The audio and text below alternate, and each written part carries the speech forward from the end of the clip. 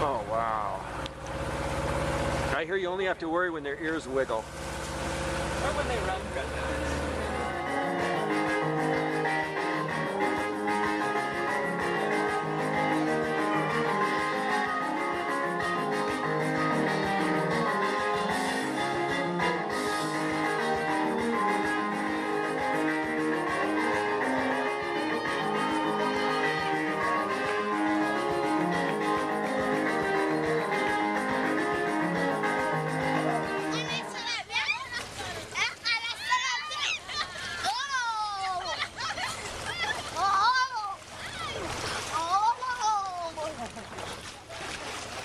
What is new, what really interested me as a governor with Floresta is that when they first came to my province, they said, would you please invite some people so that we can just sit together and talk about priorities in Rutana. And we were standing around the table and mapping our needs.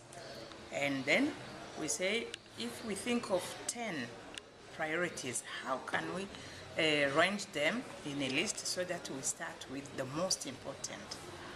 And when they finally get the funds and said, now we are coming to start with Rutana work in the domain of development, we said, yes, our paper with priorities is still here. You won't do what you want, you Floresta. You will do what we want, and we will start with what we want you to start with, because most of the time, NGOs often decide for us, yes, for our people. They would come and say, yes, we have our program. We are going to start in the domain of health or education, and we will do this, and our target group is this, and that was quite different with Floresta. We said, we do with you what we want to do and what we think is the most important needs. And at the time, we were thinking of development, but at the same time of reintegration of returnees from exile from Tanzania. Hello Floresta, greetings from Burundi. My name is Lazar. I'm the director of Floresta Burundi. May God bless you. Love you. Bye. This is the source of Nile. Of course, many countries try to say that the source of Nile is in their countries and so on. But this area has serves two basins, the Nile basin and the Congo basin. So all the waters that come from this watershed, they are in the in the Nile basin. And on the other side of the mountain, they all serve the Congo basin. So this is very strategic for the waters that flow in this region, not only for the region, but for Africa. So this is the very first place that we started Floresta Burundi.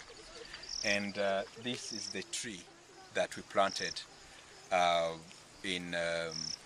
it was I think in January 2009. That's when we planted 500 trees around the field. So one of them is this one. Are the others still alive? Or Yes, you can see them here, and as you go all around the field, all around the field, they are there. Yeah.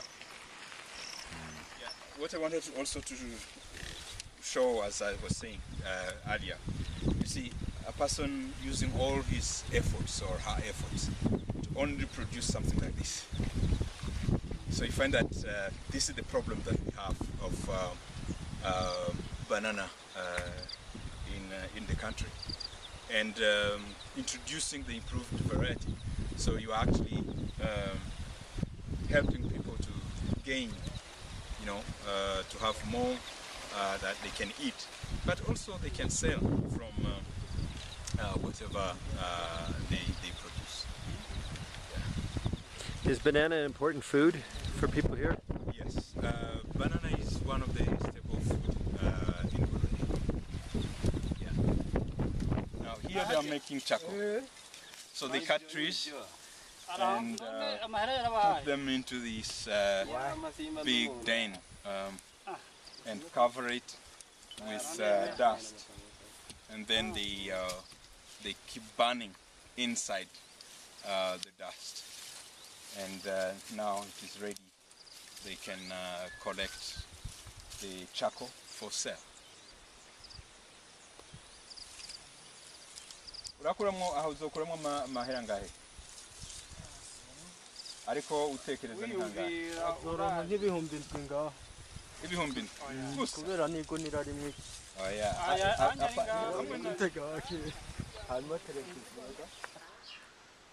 I wanted to also explain the importance of our improved stoves. One, we do ask every member of our community groups to have one.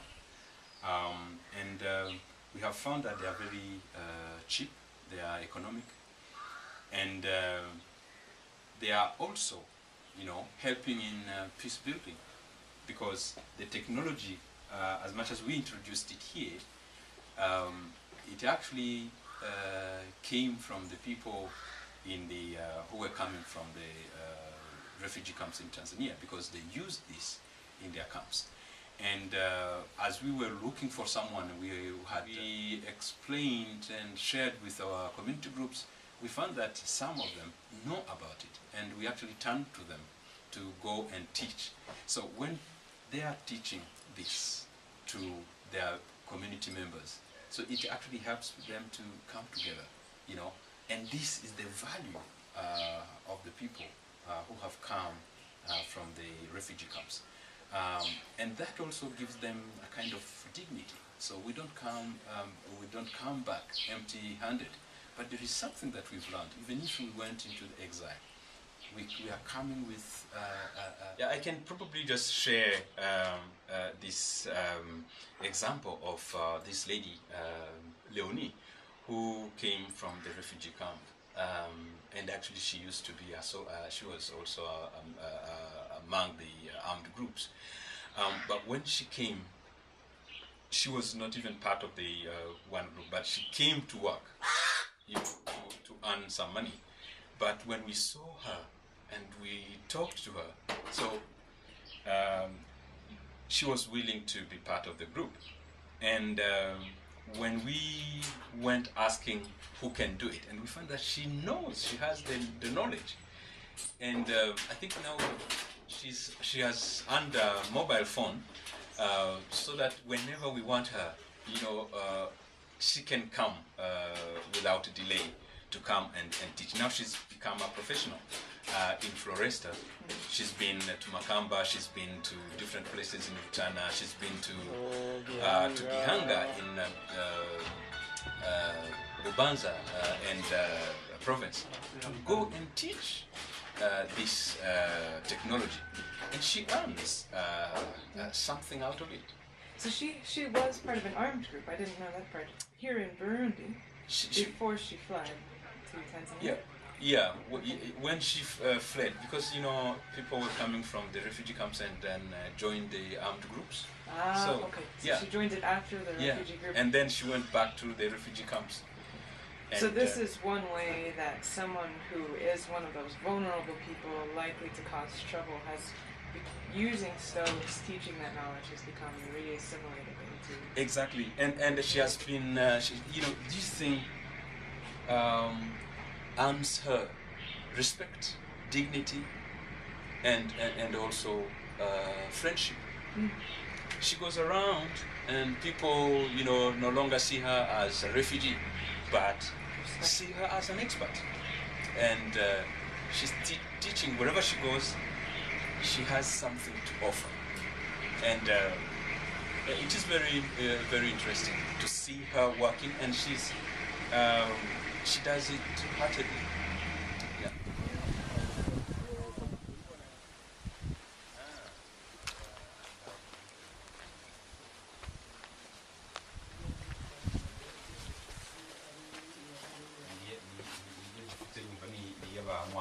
ariko naho bamukeneye kumbura nibaze ko bitazohaherera ntibizohaherera bazobahereza namwe ku mbuto ariko kandi that thing that's for the boat. That's where they make their juice or beer from banana. That's very interesting. Okay. Can Yeah. I take a picture of it? Yeah, sure you can. washaka gufata ubwo bwato ubwinde bukorerwa hageze. So that is for them to make a juice from banana. And he is asking him why is it so dry, and she said that he's waiting to have the banana behind and make a juice okay. out of that. Okay. Yeah. And they store the corn in the back. Yeah, that's the store of the corns, and mainly those will be for the seeds for the next season. Okay. Oh yeah, muri batatu. So there are 3 in the home here, but others are also in town. Yeah, married. She's with the mother Oh, okay. and another brother. Okay. Hanyuma se none ariya ni amasuka cyane. amasuka Y'abakozi. None murabona yuko bari kora. Tureba rero hasi hari urimo.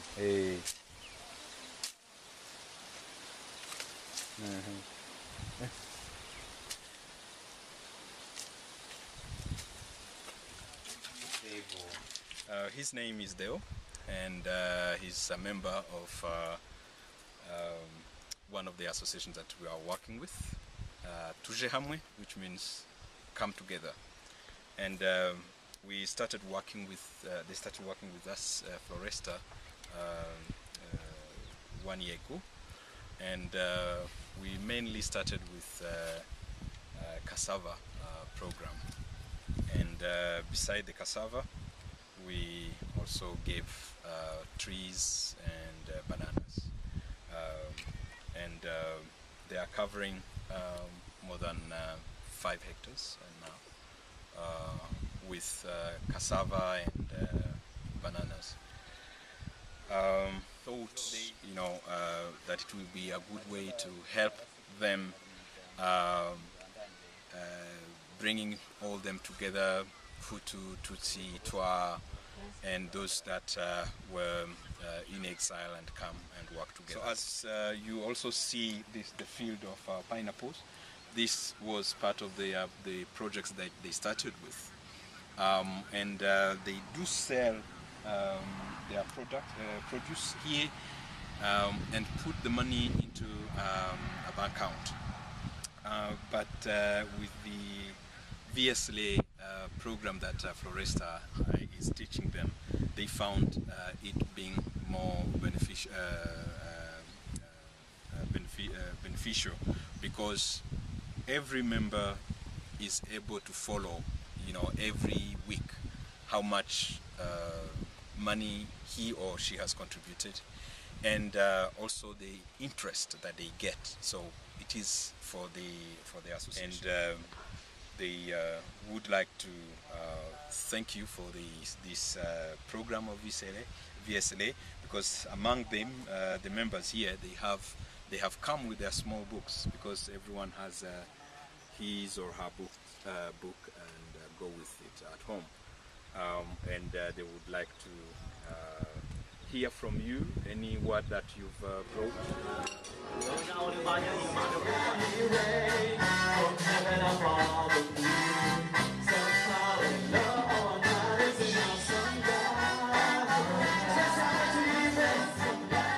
But I think the most amazing thing about that verse is what it tells us about God's intent for human beings.